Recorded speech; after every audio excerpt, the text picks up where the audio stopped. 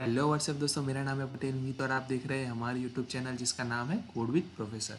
तो दोस्तों, आज के इस वीडियो के अंदर हम हमारे चैप्टर 1 का पार्ट 3 देखने वाले हैं। अगर आप लोगों ने मेरी सी लैंग्वेज की प्लेलिस्ट को एक्सेस नहीं किया हुआ है तो जल्दी से जाके कर दीजिए। लिंक नीचे डिस्क्रिप्शन बॉक्स में है। तो बिना टाइम वेस्ट करते हुए चलते हैं हम हमारे टॉपिक पर।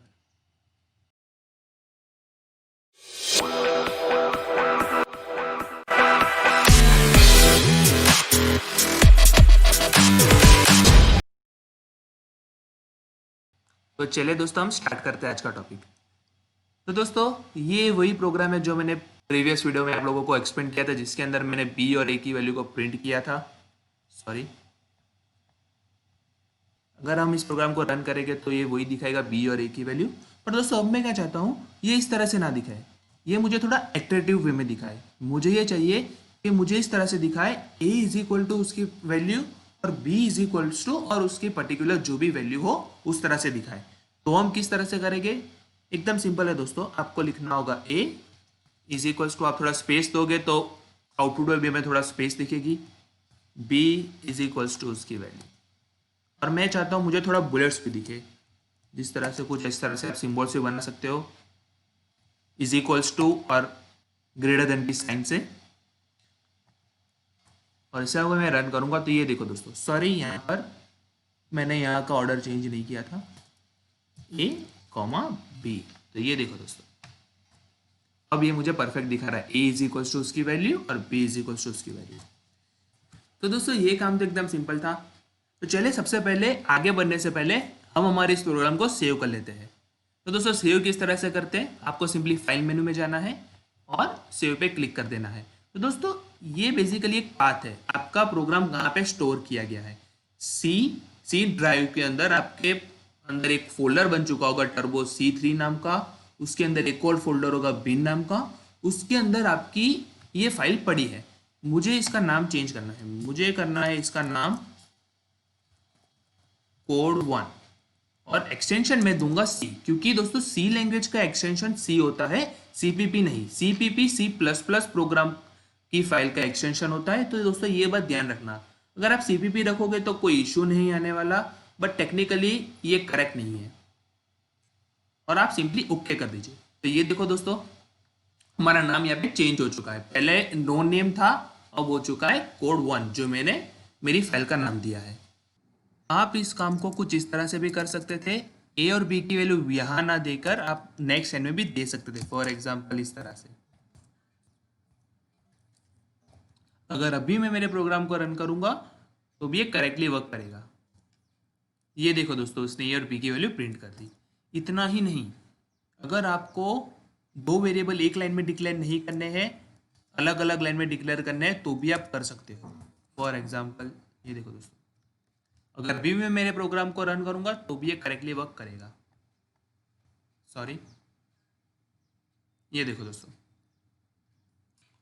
दोस्तों जिस लाइन में भी हम वेरिएबल डिक्लेयर करते हैं कोई भी टाइप का, तो उस लाइन को हम डिक्लेरेशन स्टेटमेंट कहते हैं, या फिर आप इसे कहते हैं डिक्लेरेशन इंस्ट्रक्शन। तो दोस्तों, सी लैंग्वेज के एक रूल ये है कि दोस्तों आपको डिक्लेरेशन स्टेटमेंट्स, इसका मीनिंग कि आपको आपके प्रोग्राम में जितने भी वेरिएबल्स बनाने हो कोई भी टाइप के, वो आपको स्टार्टिंग ऑफ द प्रोग्राम में बनाने पड़ते हैं। जिस तरह से हमने यहाँ पे किया, हमने स्टार्टिंग ऑफ द प्रोग्राम में ही डिक्लेयर कर दिया कि हमें कौन कौन से वेरिएबल यूज करने हैं।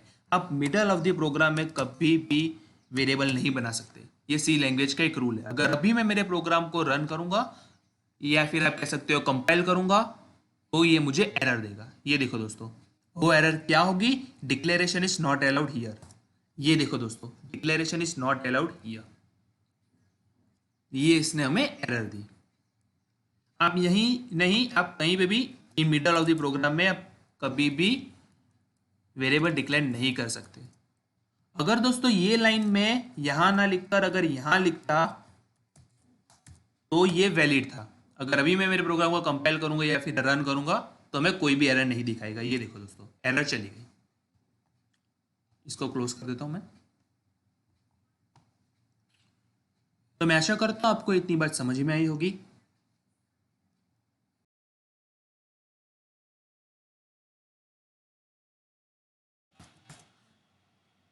तो दोस्तों अब टाइम आ चुका है इस वीडियो का मेन पार्ट स्टार्ट करने का, जो कि है हम यूजर से इनपुट किस तरह से लें एट अ रन टाइम। तो दोस्तों अब तक हमने वेरिएबल के अंदर वैल्यू इनिशियलाइजेशन मेथड से दी, और आप इसे कह सकते हो असाइन के थ्रू दी।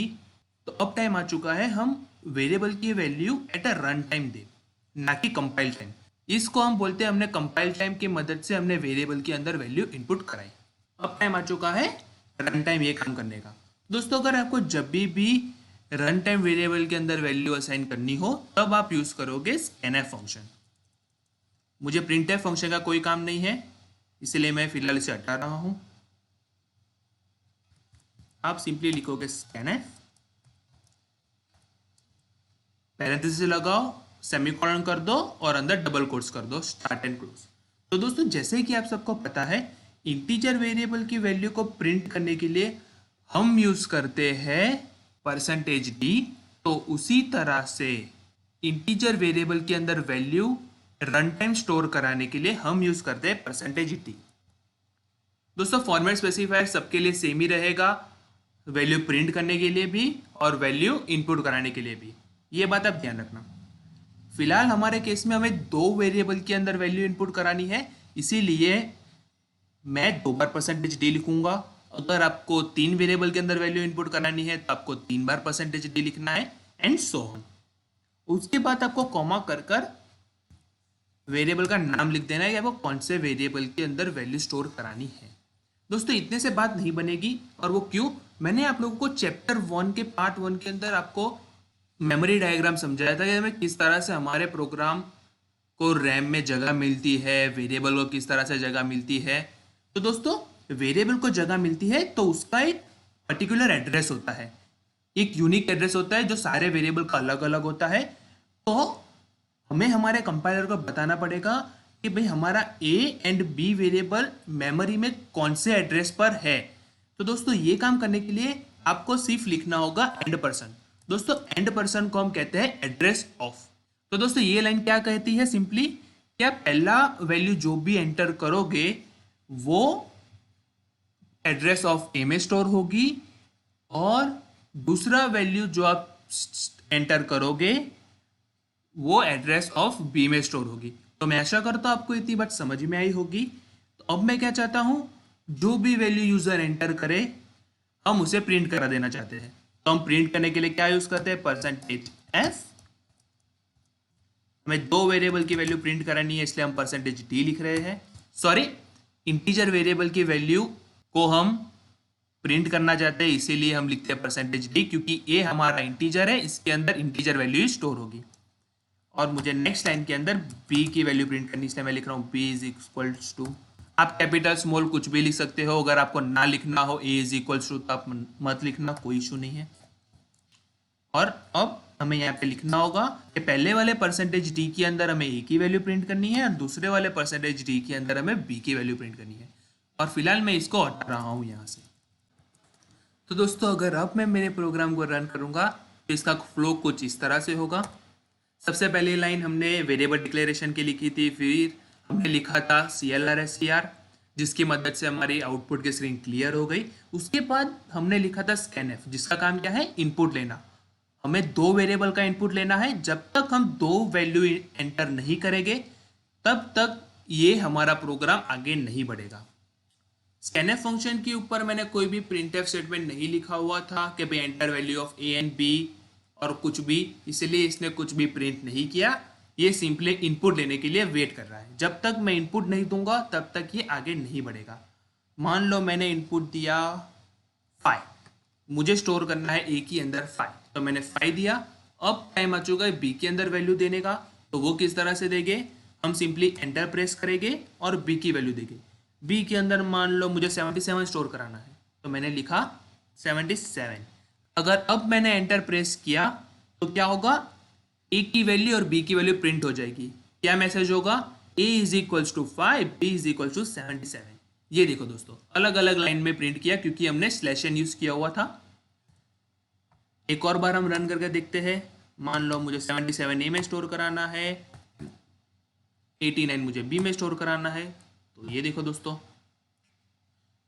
पर अब मैं क्या चाहता हूं, इस तरह से नहीं, हमें पहले मैसेज पॉपअप हो कि भाई enter the value of A and B, कुछ इस तरह से। तो वो हम किस तरह से करेंगे आइए देख लेते हैं। हम सिंपली यहाँ पे लिखेंगे प्रिंट एफ और लिखेंगे enter value of A and B. मैंने कुछ बुलेट दे दी, सिंपली शिफ्ट और कॉलन, सिंपली मैंने कॉलन किया हुआ है एंड सेमी कॉलन। तो अगर अब मैंने मेरे प्रोग्राम को रन करूंगा तो कुछ इस तरह से होगा।